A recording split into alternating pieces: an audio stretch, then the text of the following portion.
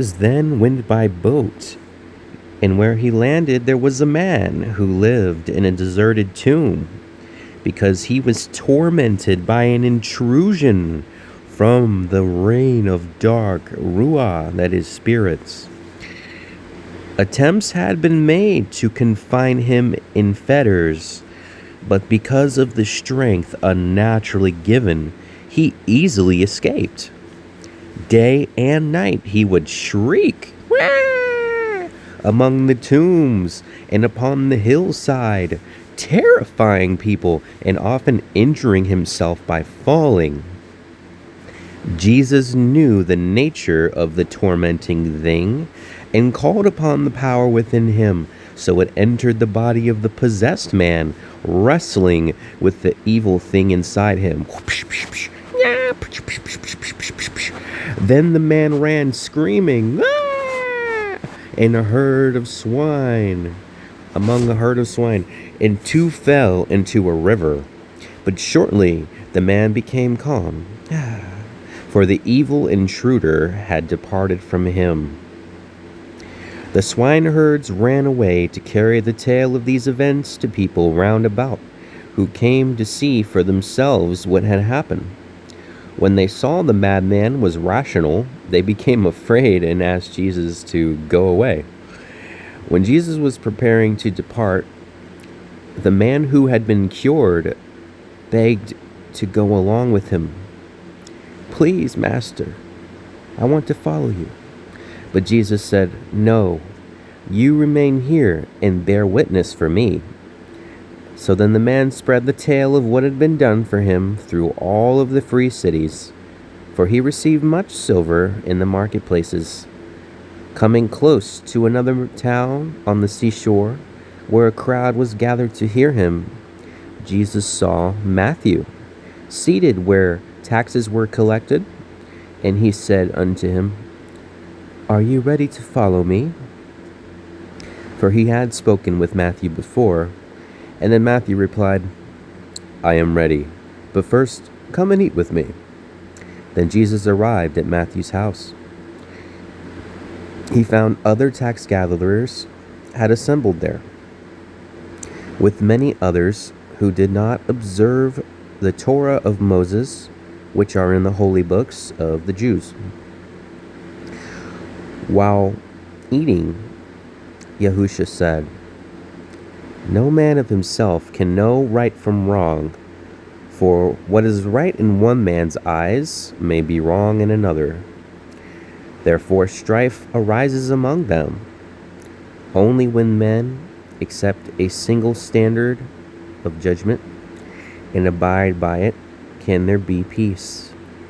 When men live together without the light of the Torah, they are like a house built with unmortared bricks, or like men trying to tow a boat, but all pulling in different directions. There are two laws, the law of men and the Torah of the Father, who is in heaven. When I speak of the Torah, I do not mean the law of men. I am the light, illuminating Yahweh's Torah, so men see it more clearly. And though I fulfill the Torah, I do not change it. Never say, this is right, or that is wrong, but only, this is right or wrong according to the Torah, and in the light of Yahweh. That said, in the light of Yahusha, my fault. Yeah, so we're going to say either, what? This is right according to the Torah, in the light of Jesus, or this is wrong according to the Torah and in the light of Jesus. I bring new oil for the lamp of the Torah, for that within it is now impure, and the light produces too much obscuring smoke. For I am the son of Adam, and I bear the sufferings of men, coming to fulfill their hopes, even as it has been foretold. Is it not said among the ascended, I don't know what that means, that the son of Adam is the perfected man who will set the standard for those who wish to be the true sons of Elohim? Later, when Jesus went outside, he found some Pharisees standing apart, as was their custom, and one put the question to Jesus, "How can you claim to be a teacher interpreting the Torah of Elohim when you associate with tax gatherers and lawbreakers?" Jesus replied, "It is not the healthy who need the attentions of a physician, but those who are ill. It is the tree growing out of the sand which requires watering, not the one growing by the river. I came to minister to the spiritually sick, not to the righteous who have their consolation." A man in the crowd said, "This is a day of fasting, kept by all who are truly religious, yet here you are, and your disciples are eating and drinking." And then Jesus said, "Is it unusual for attendants at the bridal shower to deprive themselves of pleasure while the bridegroom is still with them? Soon he will leave, and that is the time for hearts to be heavy. A heart weighed down without cause is an unnecessary burden, adding neither joy nor benefit to the lives of men. Fasting is good, but when it becomes routine as a religious rite, it is no more than a purposeless vexation." A soldier in the crowd asked Jesus, "Do you uphold the teachings of John of the wilderness? For that was a man I can understand." Jesus replied, "John sent men to me, inquiring whether I was the promised one, or should they look for another. I said, 'Go back and inform John of all the things you have heard and seen here, and how the poor are learning about the coming of the rule of Elohim, and the disinherited told when justice will reign.' People went out into the wilderness expecting to find a great man, but what did they have in mind? A man speaking like the prophets of old, or a nobleman clad in garments of fine linen? John dressed in a manner fit for the place and the purpose, and he spoke in accordance with the message he had to share. He was the man of whom the holy books speak, a voice of one crying in the wilderness, preparing the path for one who follows. I tell you with all sincerity, no mother ever gave birth to a better man than John. Yet, when the kingdom of Elohim comes, everyone living will have to exceed him. Ever since John declared these things, he was harried with violence. Even though all the prophets before him foretold present events, he spoke with the voice of Eliyahu. And if any of you have that understanding, you will know what I mean. Concerning this generation, which is wrapped up within itself and blind to all going on about it, there is little I can say. It is like children at play calling out to one another. We play the pipes, but you refuse to dance. We raise a lament, but you will not mourn. Like all good men, John was misunderstood, for few knew the measure of greatness. He lived simply, neither eating nor drinking to excess, and because of his way of life, men called him crazy. The servant of man comes along and goes among the people, eating and drinking with them, and he is accused of gluttony, loose living, and drunkenness. What must a man do to prove himself in the eyes of the people?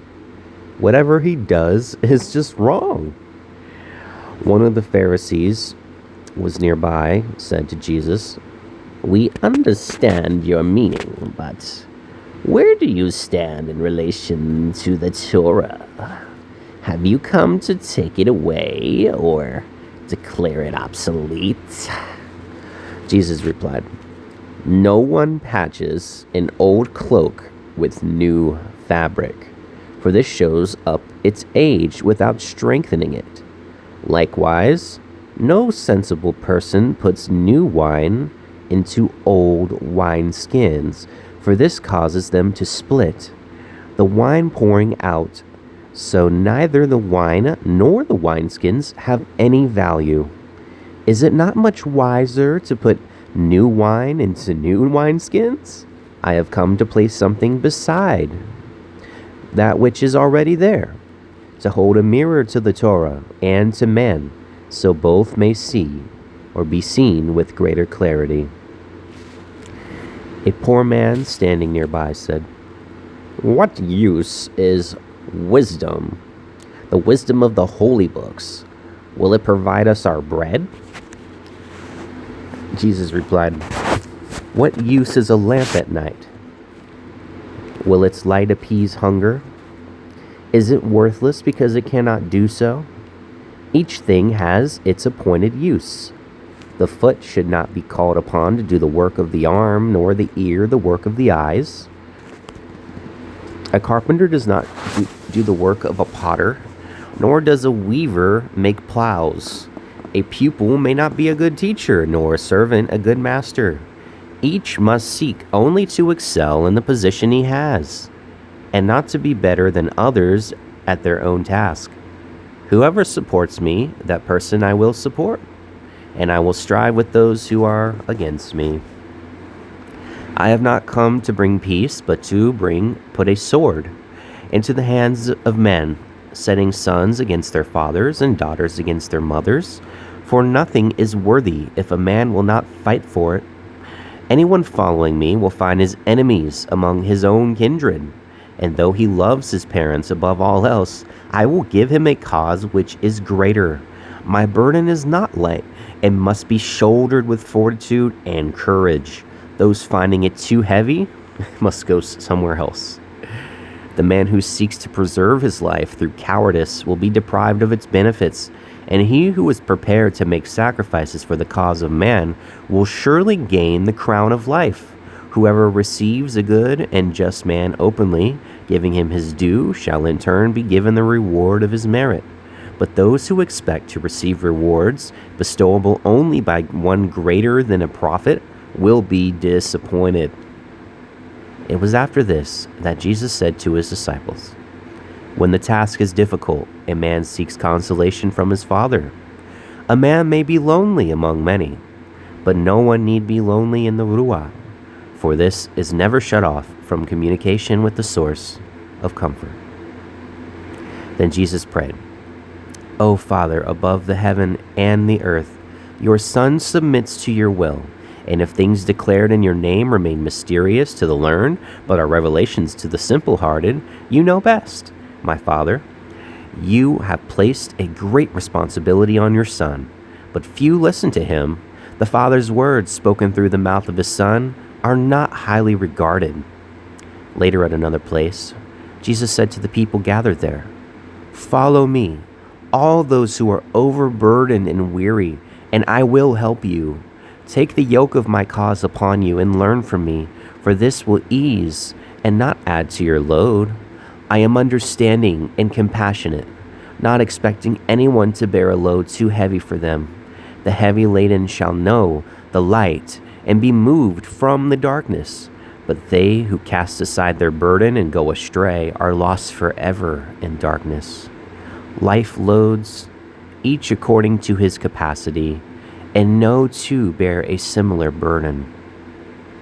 At this time, Jesus always kept some disciples with him when he walked about, and one Sabbath, he and two of them were following a small pathway leading past uncut corn ripening in the husk. The disciples plucked a handful, for the Torah permitted them to do this, provided they did not enter the field or take any away, and rubbing the ears between their fingers, ate the grains.